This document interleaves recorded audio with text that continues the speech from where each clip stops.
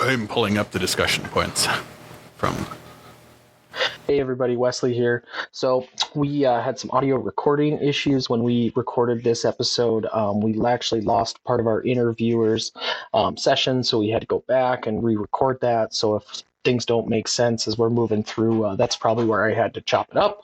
And also, if you notice any spots where it sounds like a record skipping, that's probably not your speakers. That's most likely our audio equipment as it slowly fails. So thank you for bearing with us, and promise we'll do better in the future. Thanks. Fresh off the holiday break, a couple weeks late actually, but it's Between Two Sheets, Season 2, Episode number 8. Nolan Axton here with you. Got Wes Mason as always, and surprise, surprise, Clay is on vacation. Yep, we had some scheduling issues this week. We wanted to do another recording, but we couldn't get our poop in a group for it. So here we are, though, and I'm excited to get to our guest here in a little bit. Got an all-star lineup tonight. We do. Club updates first. So I'm going to jot you here for a minute, our nice viewers.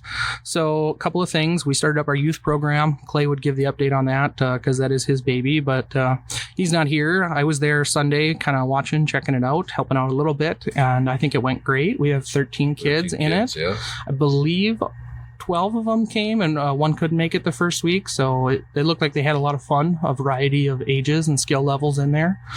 The half sheets was a success, I would say. They liked that, and it was certainly made it more doable for some of the younger and smaller ones. Yeah. They had a lot of fun, I think, too. There were a lot of smiles. I gave out stickers. So yeah, speaking of the half sheets, we also had our first Prairie Grit night. Oh yeah, I forgot about that when we were just discussing awesome. What to do for updates. Yeah, Prairie Grit was a blast. That was a great time. It was. I was a little intimidated. I did not know that they had an RSVP list. So when I was talking to Chris that I was organizing it with, didn't know that they knew ahead of time who was coming. So I had thought it was going to be mostly adults and maybe a couple of kids, and it was the opposite. It was mostly kids, a couple of adults, and I had a little moment of fear when all of a sudden, 14 kids showed up to curl, and I wasn't expecting it, but went through the half hacks in on sheet 5 that I had taken out thinking I didn't need them.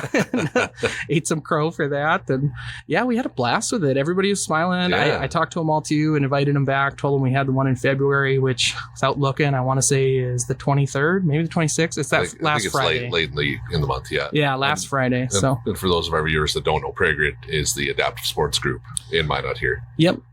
So yeah, it was great. And then after the kids were done, we did have a couple of adults show up, and we practiced a wheelchair curling game. We didn't have enough to do a game against them for them, but we kind of split them up and practice. And wheelchair curling is a lot harder than it looks. I mean, you kind of expect it to be different, but it's challenging in its own right. So I can tell you right now, there's no way I'd hit the broom consistently. Yeah, it's goofy because you're shooting off center of your body. Yeah. You're off on the side.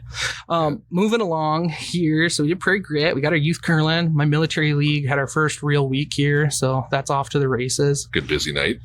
Good busy night. We have 11 teams, so we do double headers this first half of the season. So they're 4 end games, 2 a night for everybody. And then with the 11, there's a bye. So at least everybody gets to curl every week. You might only have one game, but yeah, that's great. And we ordered the challenge coins for it. That's going to be our prize for our participation this year. So if you're the kind of person who likes collector coins, we're going to have some spare ones with the Minot Curling Club, logo and emblem on them. So. Then segueing off of orders. Oh, the clothing order. Yeah. So, we're going to close clothing orders Sunday night. If you get it to me real early Monday, I'll count you in. But January 15th, that morning, that's going to be the cutoff because we're going to submit it to All-American Trophy and Screen Printing. And do I want one of them snazzy green jackets? Yes, you do. You do. Yeah. Okay. You should. You convinced me. Yeah, they're nice. And I'm getting mine, with the name and everything on it too. Wife's going to kill me when I bring home another jacket. I have about 74. Yeah, this one's at least pretty cool though. Yeah, mid-season jackets too. None of them are going to keep me warm. None of them are going to be nice and cool. They're just mid-season, like sweat in the summer, freeze in the winter. I think those are fairly warm. I mean, not the one for 40 below, but yeah, I like that they're cuffed, but they're not like those ones that like really have a tendency to ride up on you. Yeah. As a bigger guy. Is that linked on the website where they can make their order? Yes, it is. I believe it's right on the homepage. Clay put it there. Otherwise, I want to say it's minotcurling.square.site is the store. But yeah, just hit us up if you're having any trouble finding it. Get your orders in. Cool vests, cool sweats, soft shell jackets, vintage jackets. Yeah, sweatshirts. We also have patches and new stickers are in. They're like window decals, so those are at the club already.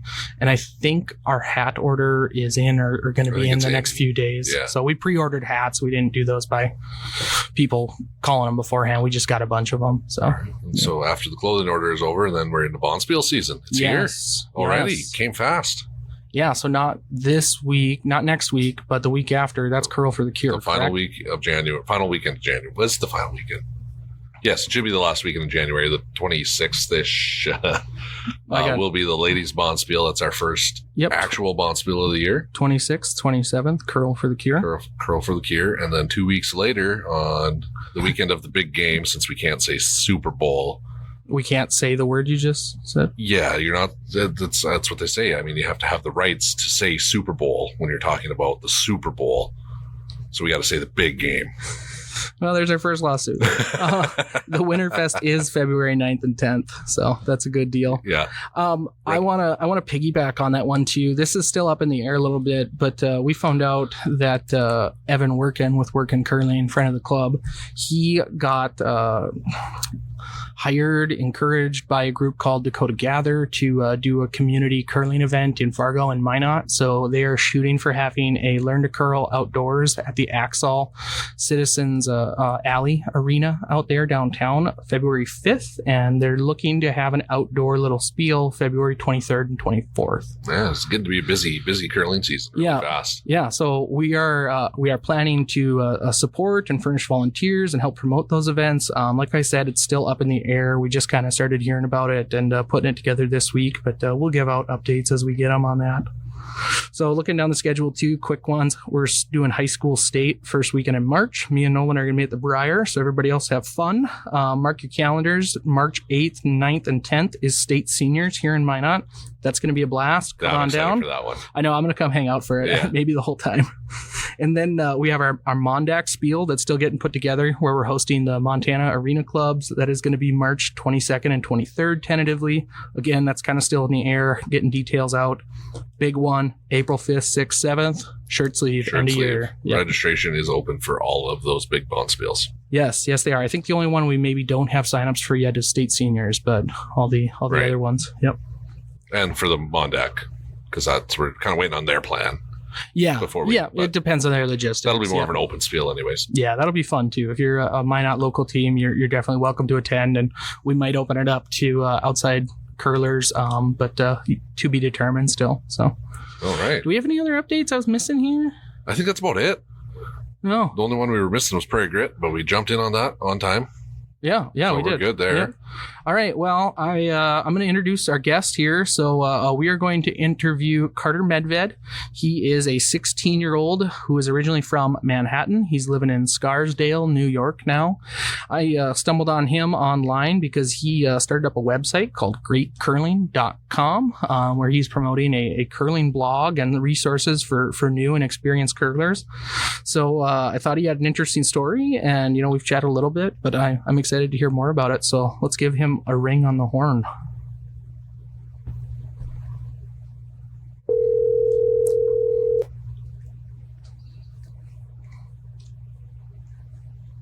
Hey, can you guys hear me?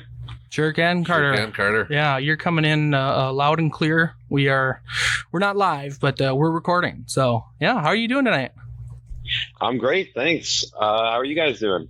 Good. Welcome to Between Two Sheets. Yeah. Thank you. I'm really excited to be here. Okay. Well, first off, where are we going to start here, Carter? Can you tell us a little bit about yourself and kind of what you're up to right now with curling? Yeah, sure. And Yeah. So my name is Carter Medved.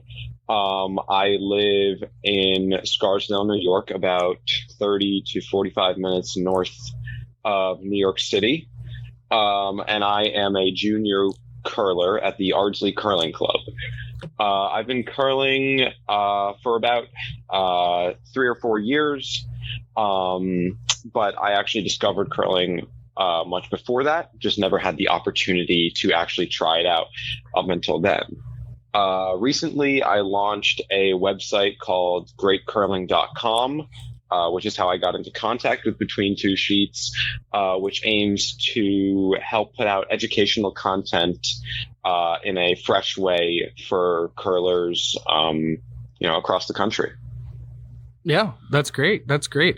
So I think let's go back here timeline wise. And you said you got into curling, much before, the 4 years ago when you started participating in the sport. How did you become aware of it as a sport? Because it is kind of a niche thing. A lot of people haven't heard of it or are vaguely aware that it's a sport. So where did you first see it or hear about it or become, aware? Yeah, sure. So I think, like many other people, the first time I ever really saw it was in the Olympics. For me, it was the 2018 Olympics. Watching Team Schuster, I got really interested in curling. But unfortunately, at the time, I was obviously 11 years old and I was living in New York City, which only had one curling club in Brooklyn. So I never really got the opportunity to try it until I moved out of the city. Okay, that's great. So once you saw it in the Olympics, was it something where you went like, I want to try that later on, or just kind of thought it was neat, and kind of kept it on your radar there? Was it something you talked about your parents with and made it, went, hey, I want to try this, and they went and looked it up and found there was one club and the logistics didn't work out? Yeah, so I mean, my whole life, I've really honestly loved obscure sports that I found, in the Olympics and other places. I was actually into fencing for a while before curling, which was surprisingly easy to do in New York City. But when I moved out of the city about 3 or 4 years ago, me and my mom had remembered a curling club that we had actually seen in Ardsley, which is about 15 minutes from where I live. And I decided that obviously, since I'd already been really interested in the sport, I'd love to go give it a try now that I had the opportunity. That's something you and I got in common right there, Carter, is I was also involved in fencing at a very young age, but my version was to keep the cows in. Oh. I think it's a very different type of fencing. Very different. I bid on that one too. I was like, oh, I'm surprised they had that. And was it Minton? I always forget. Down to 35 people. Yeah, it was different kind of fencing. We actually have fencing at Minot State here too. And, Chris, the Curls with Charlie, he fences and curls as well. So we have some of that overlap here too. Yeah. Okay, I didn't think there was any other curling fencers, but I guess I was wrong. No, there's at least 2 of you I know of. So. So once you kind of got hooked onto the sport and got into things, where did you officially kind of start learning the game and getting on the ice? Ardsley. Yeah, so Ardsley. Yes. Yeah. Yep, I missed that. Sorry, I was thinking of my fencing joke, and then I missed the answer to that. Yeah, so I guess I want to know, to kind of piggyback on what Noel was asking there, what's the Ardsley Club like? I haven't even pulled up a picture of it. How many sheets do they have? What was their youth program like, or did they have one? Where did you jump in at the Ardsley Club? Yeah, sure. So I jumped in. We have a juniors program, which runs every weekend on Sunday. So unfortunately for now, I only get to curl once a week for a couple hours. At the club, we have 3 sheets, so obviously there's less space and time availability to the juniors, but obviously I love getting there as much as possible. And I imagine very differently from where you guys are. Our club is only open from October to March due to weather conditions. Actually, that is us as well. It's about the same timeline, yeah. Part of it for us is weather also, and part of it is just our lease agreement. We have a dedicated club, but our building is not insulated. Like in the club area, the clubhouse has some insulation thrown around it. But, if it gets like 45 degrees outside, our ice really is poor quality. We can barely keep it froze. You're kind of just throwing money at the compressor system to keep things cold. So yeah, that's about our season too. We run into April a little bit usually, depending on where Easter falls typically. Yeah, where Easter falls. So we got to be out here by April 20th, and we're in on October 20th. So can you tell me a little bit more about your juniors program? What ages it runs, and is it more of like a performance development kind of juniors, or is it kind of a fun, get out, learn the sport, experience something new? meet some friends that are interested in the same sport, kind of your age. Which avenue does that take? Yeah, sure. So honestly, I'd have to say it's kind of somewhere in between.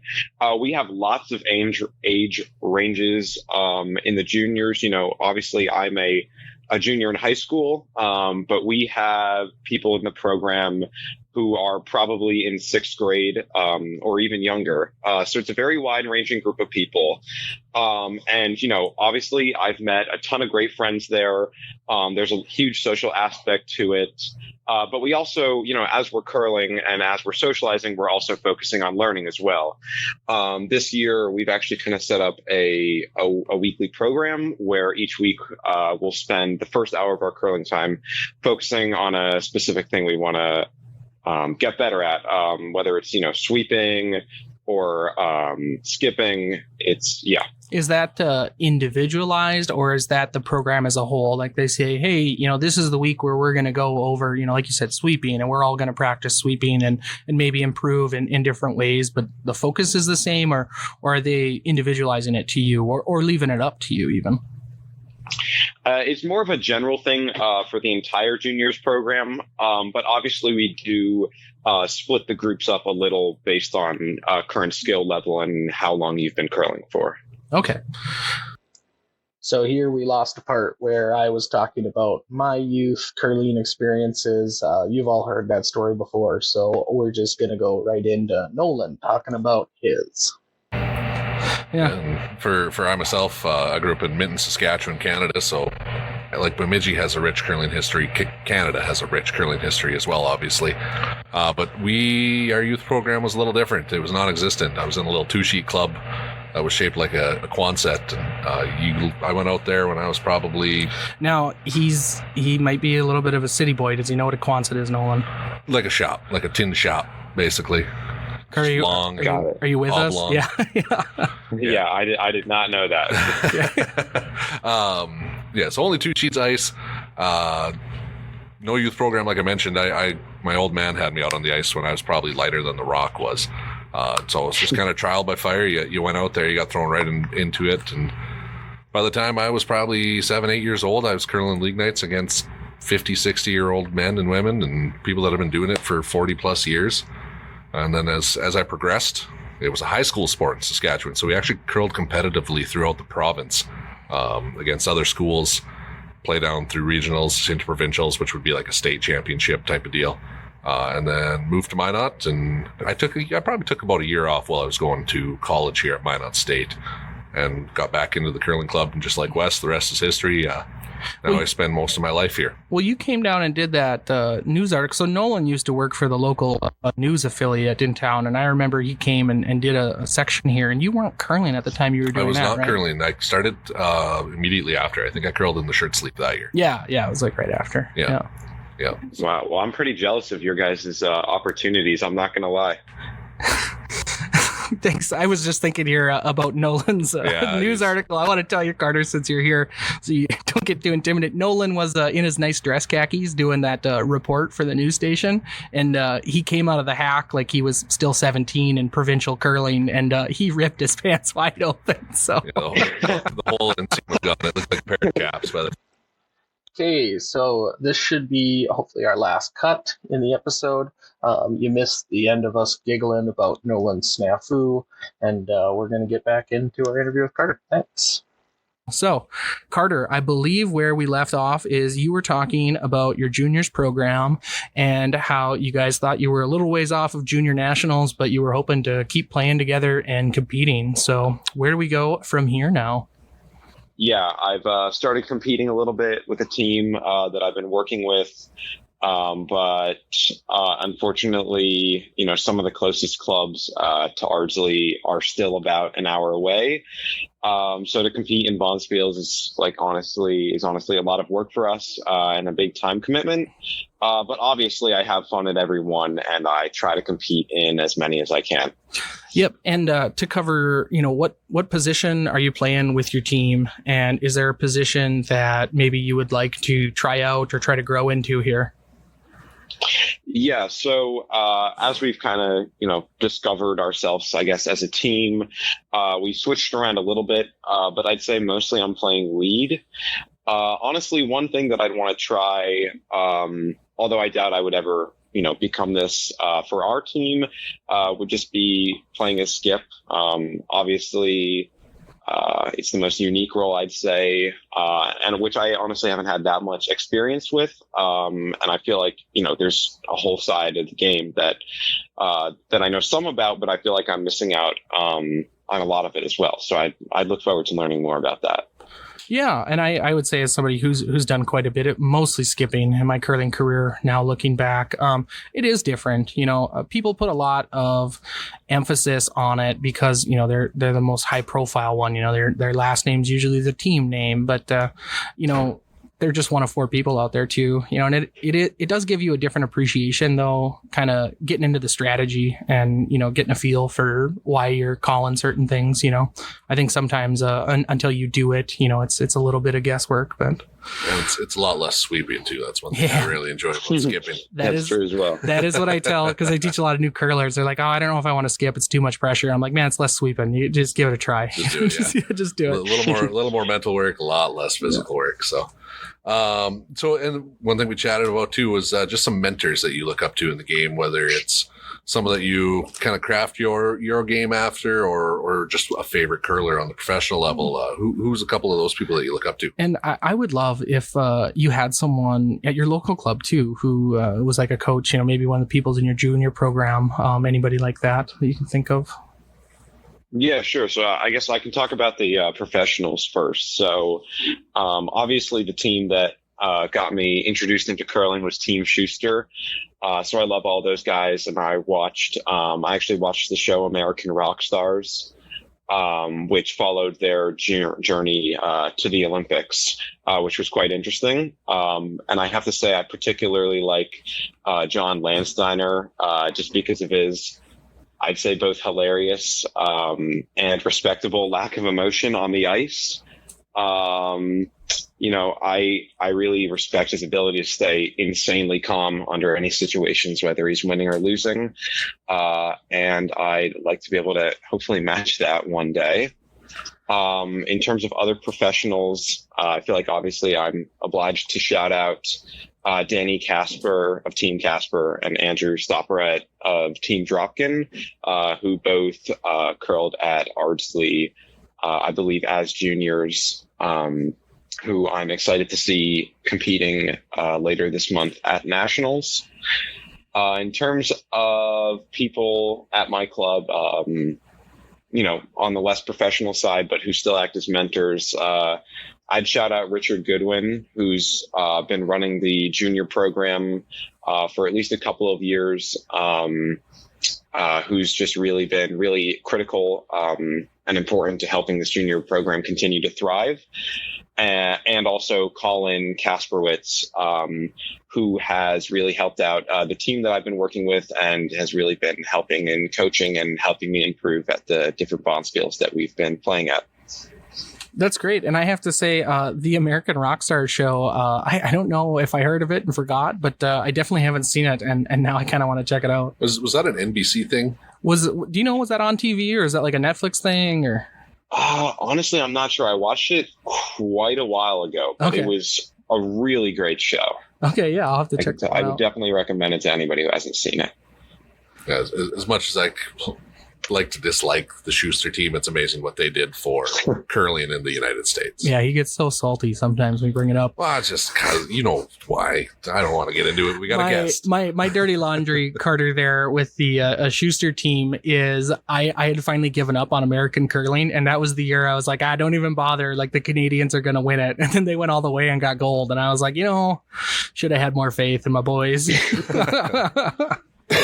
And I wanted to piggyback too. We had talked. Probably my favorite curler active is Matt Hamilton. I just like his vibe, and I've always felt that if I was to achieve that level of success in the game, that's the kind of professional I would like to be. Somebody who's kind of a character and fun on and off the ice, but there to win and does a good job. So, Act all time, I'd say Kevin Martin from Alberta.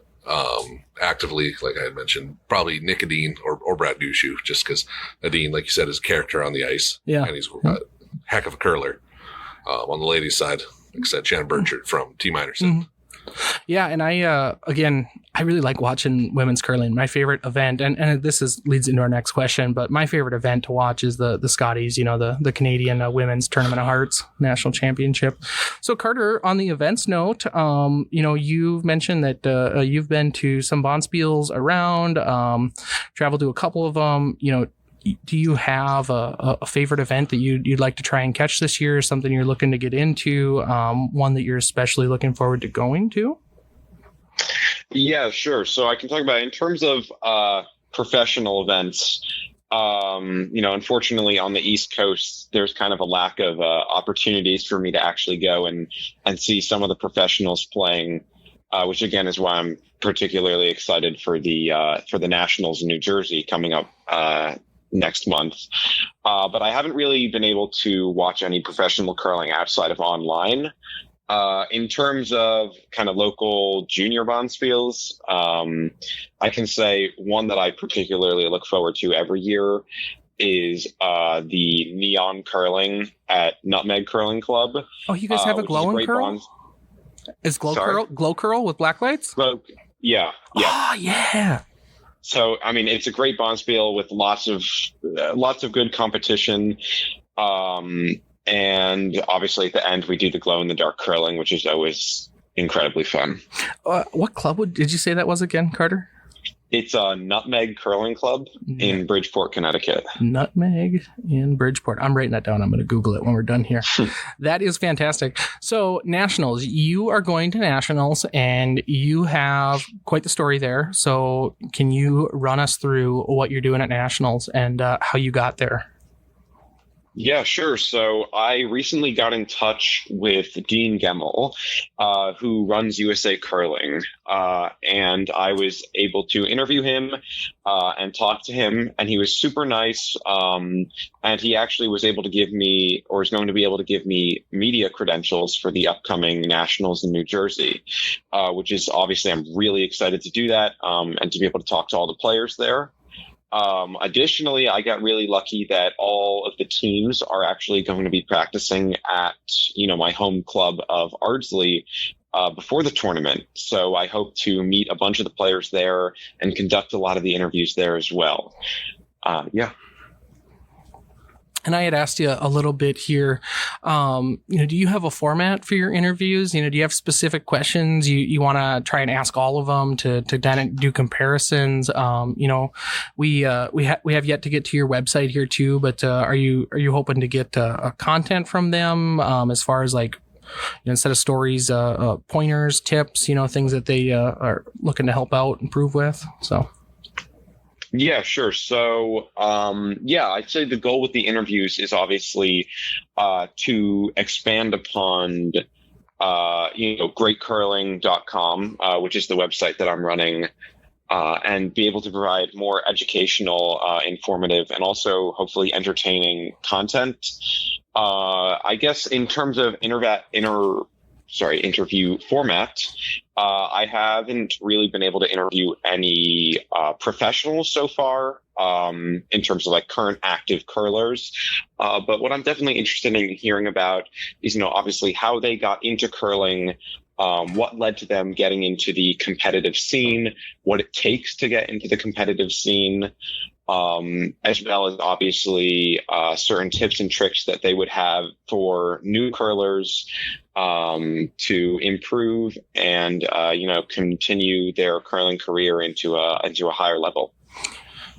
All right, cool. Yeah. Now this is all going on your website, so it's a good segue into that. Tell us about your website and what it entails, and what made you what brought the idea of starting your own website, and what kind of platforms did you use to get it going? Yeah, sure. So I have always really been interested in tech. So I really wanted to combine my interest with curling and technology into this site. And the idea really came out hoping to build content to help beginners through experienced curlers, any curlers, in order to improve their curling game and just the experience in general. When I was learning to curl myself, I really didn't find it a lot of fresh content about curling online. There actually is a really good amount of stuff and good information, but it's all a little old and formatted rather poorly. And I feel like a lot of young curlers or new curlers like me would want something a little newer and fresher looking. So I ended up launching the site a few months back with a bit of educational content and blogs to get it started. I actually recently posted to the Reddit curling forum in hopes that I could get in touch with some of the leaders in the curling world, which is how I got my connection to Dean Gemmell and how I am obviously also here on North Dakota's #1 curling podcast. Hey, look at that. I like that. There you go. You even got the plug for us. And I wanted to tell you, Carter, I feel that frustration, or maybe not frustration, but that issue in the sport where it is lacking a modern resource base. As I've tried to develop my own skills and develop, I don't want to say programs because that's overselling what I do as a coach, and the things that I'm involved with. But some of the best resources I've ever found were like PDFs that were on an old HTML site from the early aughts, and it was like a copy of the Scottish, curling national team's training manual from 25 years ago, and it was a great resource, just like you're saying, there's good resources out there, but if you're expecting a younger curler to, one, go down that rabbit hole and then get this old PDF and sift through, a 3,000 word document, that's not realistic. So I wish you the best success in your website, and I hope to check it out in the future and just keep seeing it grow. So It's great. You do your interviews as well. Now, do they go directly to your website, correct? Yeah. So I actually, do you mind if I talk a little bit about my first interview that I did this Love week? it. Yep. Go right ahead. Yeah. Yeah, sure. So I actually, my first interview, which I'm planning to publish next week, was with Chris Justice, who, as Wes knows, runs the high school curling team at Bemidji, in Bemidji, Minnesota. Justice is a great guy, by the way. I was tickled pink when you told me you were interviewing him. He's good. Yeah. So basically, as I was doing research for Great Curling, I found out that, so many Olympians and high-level curlers came from Bemidji's curling team. And I thought he'd be a great first person to interview as I'd love to help make curling a lot more popular. And he is someone who's obviously been very successful in creating a large and successful curling program. Yeah, Awesome. I'm excited to go look at what you got posted there. Yeah. The second part of my question too was, do you do them as like an audio interview and do an audio file, or do you actually delve into and write yourself an article for your webpage?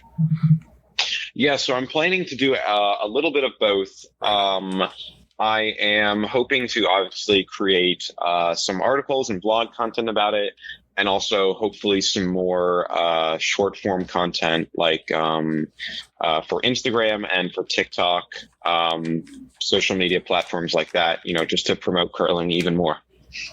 Right on. Sounds like you got a little bit of the journalism bug there. Yeah, no, I really love, I just really love that I have the ability to share something that I'm really passionate about. And I just really hope I can reach as many people as possible and either introduce more people to curling or help juniors carry on with their curling career. Yeah, it's awesome. It sounds like you're doing a great thing. And like Wes said, I'm super excited to hop online and take a look at everything and go through some of these interviews, especially when you get over to Jersey and get to go to the Nationals. Yeah, and like I said earlier too, I think that's so cool. I just can't speak highly enough of it. Good for you for putting yourself out there and landing that connection with Dean Gemmell there, and getting to conduct all those interviews. We had joked about doing that at the Briar because we're going there as spectators, and we were joking about half serious about applying for that press pass. And yeah, I think, hearing you do it too, it kind of puts a bug in us to go and try to at least see if the avenue's open, right? Yeah. It's great. And obviously open invitation. If you ever need anything from us, reach out. Yeah, I mean, I'd love to have you guys on for an interview one time. That would be great.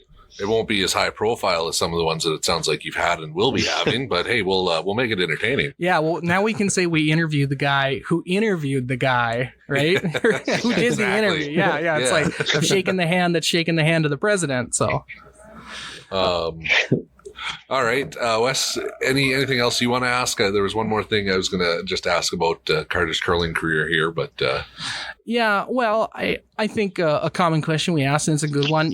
What is your most memorable curling moment so far? Is that yours? Is that yours? Yeah, okay. Stay solo in your career, because then you're going to run out of things to ask, because all your friends and co-hosts will ask them instead of you. But yes, what was your most memorable moment? Or just be quicker. Yeah, so I would say it would probably be a couple years ago when I was a freshman in high school. I was still relatively new to curling. I think it was my second year at Ardsley. And at the end of the year, they have a tournament called Pull the Plug, in which one junior is paired up with a team of 3 other adult league curlers in a bonspiel. And my team was actually able to win the championship. And as the youngest person on the team, and possibly the youngest in the tournament, it's possible I might have been getting lucky, paired up with some of the best, with some of the club's best players. But my team won, and that just really, I would say, propelled me into wanting to continue to take curling more and more seriously, and just, taking as much curling as possible. That is fantastic. I love that format. I have not heard of it before, but I'm filing that one away. And yeah, no, that's right. I mean, getting a success like that, it's not nothing, right? Makes you feel good, and it keeps you coming back. It's just like golf. And well, that's one thing I compare curling to always. You might have a poor game, but usually you'll have 1 or 2 shots that you're kind of proud of or can hang your hat on, and that's what keeps you coming back. Those little moments. Yeah. Well, I guess did you? What? No, you asked my last question. It's just thank you very much, Carter, for coming on. It's great. Sounds like you got a great thing going, and I wish you all the luck going forward with it. Yeah, thank you so much for having me on. And you guys are really, a representative of why I love curling so much. And curlers are obviously competitive, but like us, we really like to have fun and are all super supportive of each other. So just thank you so much. Yeah, and I just can't speak highly enough of you, Carter. 16 years old, and you're well spoken, and you're organized, and you've maybe not have all your goals figured out yet, but a good path when you see one, and I wish you the best of luck on it. Okay. Thank you so much. All right, man. Yeah, thanks again. Well, don't be a stranger. I'm sure we'll reach out to you to have you on in later seasons. Yeah, exactly. And apologies again for my audio snafu, but you handled it well with us, so thanks. Oh yeah, no problem. No problem at all. All right. Thanks, Carter. Enjoy your weekend. Okay. Bye-bye. Thank you, guys. That was awesome. That was great. What a well-spoken young man. Yeah. I'm thinking to myself at 16 years old, and I would not have been able to conduct. Yeah, I would have at least made fun of me for the audio snafu, and he was super chill. Just professional. Awesome. That's why he's got Dean Gamble's number, and we don't. We should have got it. Should have hooked it up. No, that was a great interview. I think that's going to be a great episode for our viewers to give a listen. Yes. I hope our viewers as well go and check out his website. Greatcurling.com. Yep. And it's Carter Medved. He was the gentleman we just got done speaking with. Yeah, we might have to get in touch with him, maybe send him some swag. Ooh, that's not a bad plan. Not a bad plan. I like it. We at least know where the Ardsley Club is, so we can send it there. Send it with his name on it. He'll probably listen, and now he knows. So now we've got it, I suppose. Well, we won't say when we're going to send it. Yeah, maybe next year. Yeah. Graduation gift. Awesome. No, that was a great episode. great. I'm just more than happy to hear what that young man's got going on for him. I mentioned it in there too, but I am just tickled pink that he interviewed Chris Justice. You know, Yeah, I mean, like, little hometown what a connection. small world, you know. Yeah. And I can't remember if Justice was involved in the Little Rocks program, but he's a gym teacher at Bemidji, or at least he was when I was there too. So he ran the high school curling program. Awesome. You know, and he's responsible, I guess, for the majority of my curling education. It's probably Justice, and then the flip side, Mark with Ice Tech. But you know, Yeah. that's where the foundation was laid. Mine So was Brian Axton. Brian Axton in that Quonset and mitten. So I like how you give the southern accent there for Canadians. The Quonset and then. oh, like Southern Canada accent or No, that Southern sounds Southern? like Southern. Oh well, you know, I get my accents confused. Yeah. It's just too You were much. close to Montana and kind of drifted in there. Should we dial up Clay, see if he's landed? Oh man, all right, sounds good. There it is again. Kit in the background making noise. She was cleaning last time. Yeah, that she was fine. Yeah. That was okay. You can also laugh too. I do want to make that clear. Laughing is also fine.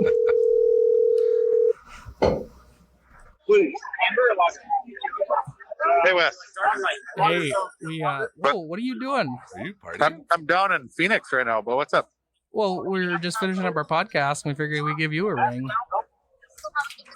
Sorry, say it again. We're finishing up our podcast. We figured we'd give you a ring. Oh, I know. I'm sorry. Was this the one with Carter? Carter, that? yeah. With Carter, the junior curler. Shit, it's so loud in here. I'm sorry. We heard that We clearly. heard that Yeah. nice and clearly. Now we got to mark it explicit, and Carter didn't even drop a swear word the whole time. Am I so on the podcast? yeah, you're on the Right now, podcast. Yeah, we're still recording. Oh, by the way, I had an audio snafu. Lost like 15 minutes of the interview. We had to go back, so it was classic. Oh, very nice. I know. Anything you want the group to say to the podcast? Who's the group? You, Beth, and Co, or who's all down there? We've got Anya and Chris and Kim and Kyle. Oh boy. Well, where are you guys at in Phoenix? We're in Tempe, Scottsdale border right now. at the moment. Oh, you're on the edge of Scottsdale. Huh? All right. Well, did you fly Allegiant? Yes, we did. Hell, All the yeah, doors stay on? slumming it. All the doors on. So what are the bets, by the way? Do you think I can get a seat? This is the big question that I really wanted to ask, and it's not morning time, so I'm not sure yet. Can you get a Caesar in Phoenix, or is it Bloody Mary's? That's the debate I want on the podcast. I think you can get a Caesar, but it's not going to be what you're into. I think it's going to be delicious because they get the snowbirds, so they've probably learned how to make it Oh, correctly. yeah, it is South So- Canada. Yeah, that's a good point. This is what I think the big discussion of the podcast should be. And you guys can take bets, and I'll let you know what the bars say, because I have not asked yet. Sure. I mean, you could order a Caesar at night. There's nothing wrong Now, the with big that. question is see if they'll give you a pitcher. If you can get a pitcher of Caesars, then I'll be impressed. I already know that's not going to happen. So Well, it'll probably require you to get a credit That's a limit strictly extended minor too down there. So, Are you guys heading over to Chandler at all? If you are, say hello to Ma and Pa Axton. oh yeah, They're Will on their do. way down right now. Should be text there me your shortly. number. You have my number. Your sister's down here, right? Yeah. Yeah. You don't want to hang out with her though. She's boring. Well, we were on such a positive We were. note, and then we call Clay. Clay, we'll let you get back. We'll have hot tub. We'll make her interesting though. It's fine. Oh, good luck. All right, Clay. All Well, right, Clay. we're glad you made it there safe. By the way, it's 20 below tonight, and I think 45 under with wind chill. So you enjoy Phoenix, okay? You know what? It's 50, maybe 40 degrees right now, and it is so nice. Yeah, oh yeah. I don't normally get jealous, but when it gets this cold, I get a little jealous of the Southerners. So yeah, I feel it. It's pretty great. Yeah. All right, enjoy All right, your All right, weekend. see you guys. Yeah. See ya. All right, bye. Bye. Oh, jeez. Well, that was all right. Yeah, it could have been It worse. was all right. Could have been worse. I didn't realize he'd be tying one on at 8:20. I imagine they haven't even checked into the hotel yet. And You know how they're- hard it is to get it's drinks only on the 20. Allegiant flight too? They only come like once. Yeah, you know? it's only 20 after 6 there too. Like he's gotten into it. Yeah. Well, you know, that's part of curling too, I suppose. You know, we got the young buck on who's doing good work and keeping this work going, and Then we just got hacks out there too. So yeah. Well, that was Clay, our third host, as our viewers know. Anything else to touch on? Or are we about good to wrap her up here? no, I think we're good. I think this is going to be a long one. Again, you know, if people stuck with it this long, big thanks to Carter for that interview. That was great. I really enjoyed it. So, yep. Coming up, we have Crow for the Cure. We'll have the ladies on. We'll have Winterfest. Rotary, Sunrise Rotary will come on and chat a little about that. And maybe even in trying to due get- time, Evan working. Yeah, we're trying to get working on the cast too. So we'll chat with him some. Yeah, a lot of good stuff coming up. Try and catch him after Nationals. Yeah, maybe. we should have weekly episodes coming out here now because that was our holiday break, and we'll shoot back for weekly here. So All right, we're back and we're cruising. Thanks Okay. for listening. bye.